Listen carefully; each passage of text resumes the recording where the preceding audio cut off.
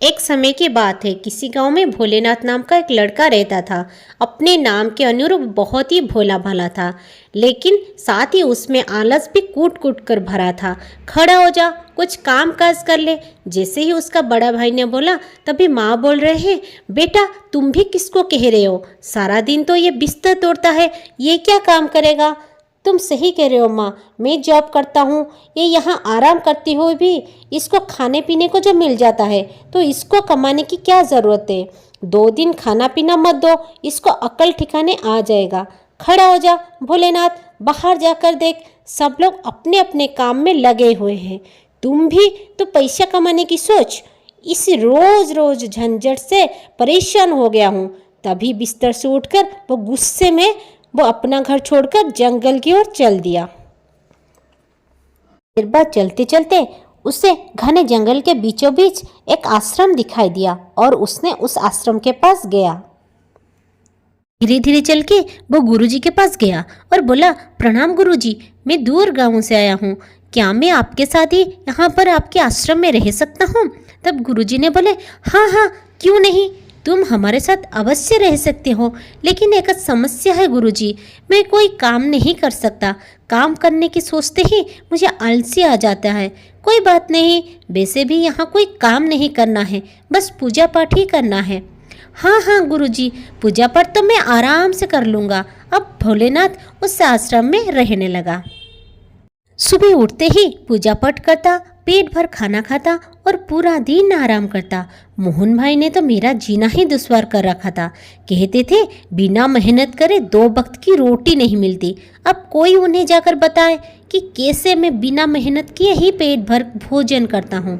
आश्रम में आराम से जिंदगी जी रहा हूँ, इसलिए पूजा पाठ बड़ी मेहनत और लगन के साथ करता था। एक दिन पूजा पाठ भजन कीर्तन करने वाला भोलेनाथ रसोई घर में भोजन करने गया तो देखता है कि आज तो भोजन की कोई तैयारी ही नहीं हुई है। वो दौड़ा दौड़ा गुरुजी के पास गया और बोला, गुरुजी आज भोजन नहीं बनेगा क्या? गुरुजी बोले, नहीं भोलेनाथ, आज एकादशी है, आश्रम में सभी एकादशी का व्रत रखते हैं, इसलिए आज आश्रम में भोजन नहीं बनेगा। तुम भी एकादशी का व्रत रख लो। नहीं नहीं गुरुजी, मुझसे ये व्रत नहीं होगा, मैं भूखा नहीं रह सकता गुरुजी। यदि मैं भूखा रहा तो कल का सूरज भी नहीं देख पाऊंगा, मुझे बहुत भूख लगी है गुरुजी। ठीक है भोलेनाथ, अगर ऐसा है तो तुम अपना भोजन स्वयं बना लो, आश्रम में कोई भी तुम्हारे लिए भोजन नहीं बनाएगा आज। कुछ नहीं, कोई नहीं, आज एक दिन मैं अपने हाथ से ही बना लूँगा, भोजन कर लेता हूँ। ठीक है गुरुजी, तो तुम एक काम करो, रसोई से लकड़ी, आटा, दाल, सब्जी, जो सामान तुम्हें चाहिए वो सब ले लो और नदी के उस पार जाकर भोजन तैयार कर लो। एक बात याद रखना, भोजन करने से पहले भगवान राम को भोग अवश्य लगाना। जैसे आज्ञा गुरुजी, प्रणाम। अब भोलेनाथ सारा सामान लेकर नदी के उस पर भोजन बनाने जाता है। जैसे तैसे भोजन तैयार करता है। अब जैसे ही वो खाना खाने बैठ तब बोलता है, आओ मेरे राम जी, भोग लगाओ। मेरे राम जी, प्रभु राम लिए, श्री राम लिए मेरे भोजन का भोग लगाइए। भोलेनाथ परेशान हो गया कि बार बार बुला रहा है, लेकिन भगवान राम भोग लगाने ही नहीं आ रहे हैं। सोचा कि गुरुजी ने कहा है तो भोग लगाना जरूरी है। वो इतना भोला था कि उसको ये भी नहीं पता था कि भगवान स्वयं भोजन ग्रहण करने नहीं आते हैं, लेकिन वो अपनी बात पर डटा रहा। मैं समझ गया प्रभु राम जी, आप भोजन करने क्यों नहीं आ रहे हैं? आपको तो अच्छा खाने की आदत है, मेरा ये रूखा सूखा भोजन करने भला क्यों आएंगे? लेकिन आपको बता दूं, मैं आज वहाँ पर भी कुछ नहीं मिलेगा। वहाँ तो सबका एकादशी का व्रत है। अगर भूख लगी है तो जल्दी से आकर ये भोजन कर लीजिए, वरना तो भूखे ही रहना पड़ेगा। बार बार बुलाने के बाद प्रभु श्री राम माता सीता के साथ भोलेनाथ के सामने प्रकट हुए। अरे गुरुजी ने तो कहा था भगवान राम को भोग लगाना है, मैंने तो केवल 2 ही लोगों का खाना बनाया है। ये भगवान राम तो माता सीता को भी साथ लेकर आ गए। अब क्या करूं? चलो आज इन दोनों को भी भोजन करवा देता हूँ, मैं भूखा ही रह लूँगा। ऐसा सोचकर भोलेनाथ ने ही भगवान राम को माता सीता के साथ बिठाकर भोजन करवा दिया। प्रभु, आपके इस भक्त ने तो बहुत ही स्वादिष्ट भोजन बनाया है। आप लोगों को मेरे हाथ का भोजन पसंद आया, मुझे बहुत खुशी हुई। लेकिन प्रभु, मैंने भोजन पर तो सिर्फ आपको ही बुलाया था, लेकिन आप तो माता सीता को भी संग कर ले आए। मैंने 2 ही लोगों का भोजन बनाया था, अब दोनों को ही दे दिया। आज मुझे तो भूखा ही रहना पड़ेगा। अब अगली एकादशी पर ध्यान रखिएगा और मुझे पहले से ही बता दीजिएगा कि आप कितने लोग आएंगे। और हाँ, थोड़ा समय पर ही आ जाना, क्योंकि मुझे भूख बहुत लगती है। ना भोलेनाथ की भोली भाली बातें सुनकर भगवान राम मुस्कुराए और वहाँ से अंतर्ध्यान हो गए। और भोलेनाथ को लगा कि शायद ऐसे ही भगवान को भोग लगाते हैं, इसीलिए उसने किसी को भी। अगली एकादशी आई तो भोलेनाथ गुरुजी से बोला, गुरुजी, मुझे और ज़्यादा अन्न चाहिए।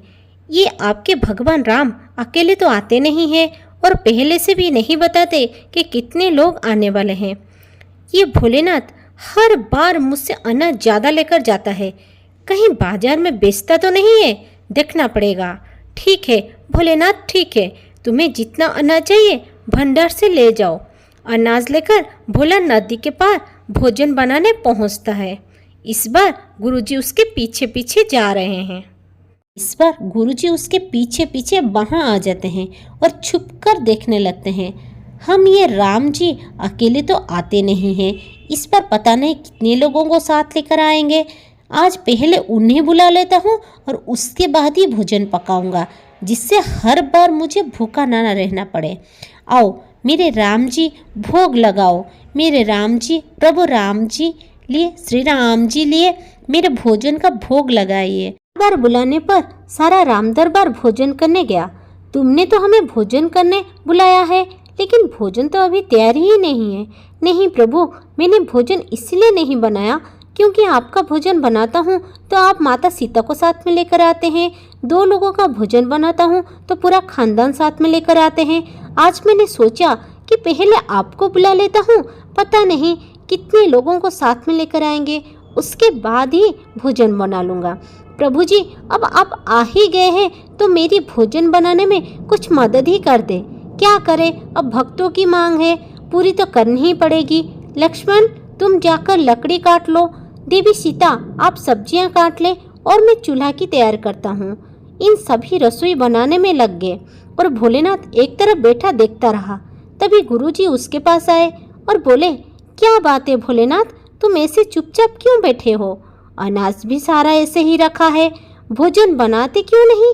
देखा गुरुजी, मैंने आपको कहा था ना कि ज़्यादा दीजिए। अब ये प्रभु राम भोजन बनाकर तैयार कर रहे हैं।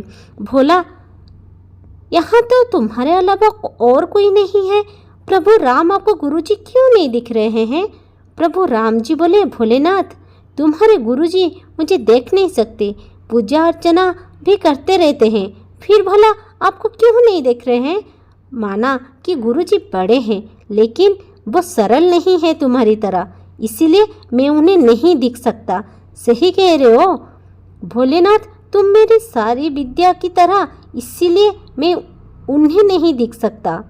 प्रभु श्री राम, मेरी आपसे यही विनती है, प्रभु मुझे अपने दर्शन देकर कृतार्थ करे, प्रभु कृतार्थ करे।